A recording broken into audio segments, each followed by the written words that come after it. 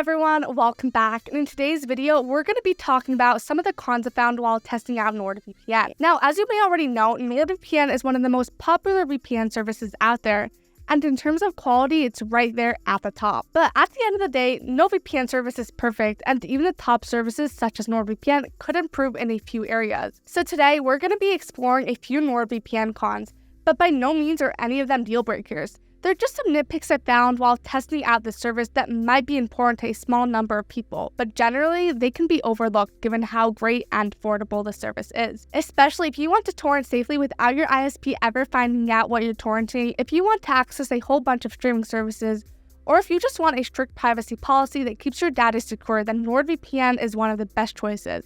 And without further ado, let's get started.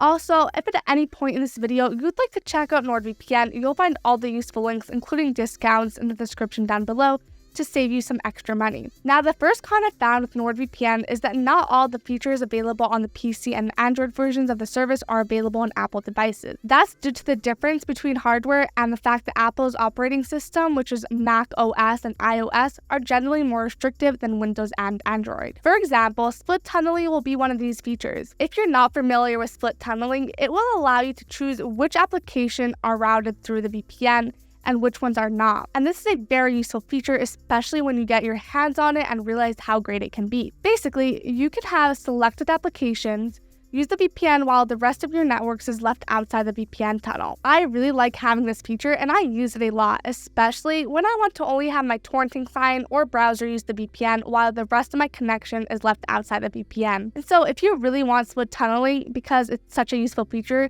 you won't be getting it on your iOS devices or Mac OS, for that matter. But if you don't use any of these devices, this shouldn't matter to you at all. Moving on to the second con that advanced users may not like about NordVPN is that while it gives you a whole bunch of bonus features, there's not much you can do when it comes to customizing your encryption, unlike other services like PIA and TorGuard. And so if you want the flexibility to customize your protocol settings, such as optimating for 56-bit or 128-bit encryption or handpicking a specific port for your connection, unfortunately, NordVPN falls short in that regard. Their system is fully automated, leaving you without these granular controls. All you have to do is select the protocol and you'll be good to go. That's pretty much it. So if you're looking to get that kind of control over your VPN protocols, you're not going to get that with NordVPN. But generally, this won't be that much of a deal breaker for about 95% of VPN users. Moving on to the next con, NordVPN doesn't support port forwarding, which can be an issue if you need to switch ports for remote setups. This mainly affects advanced users who value torrent settings while connected to NordVPN, since it doesn't allow it due to potential security hazards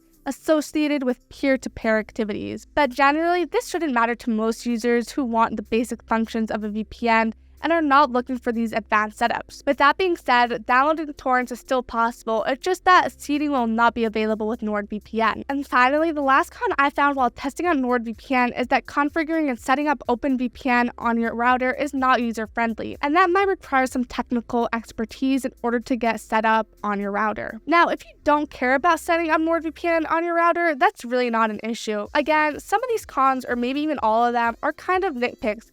No VPN is perfect at the end of the day. So overall, NordVPN remains a solid choice for many other reasons, and if you're not looking for any of these things that I mentioned today, such as granular control over your protocols, port forwarding, or split tunneling on your Apple devices, NordVPN is a great pick, especially if you're looking for a well-rounded and affordable service. And that's it for today's video. Again, if you're interested in any of these VPNs, you'll find all the useful links, including discounts, in the description down below.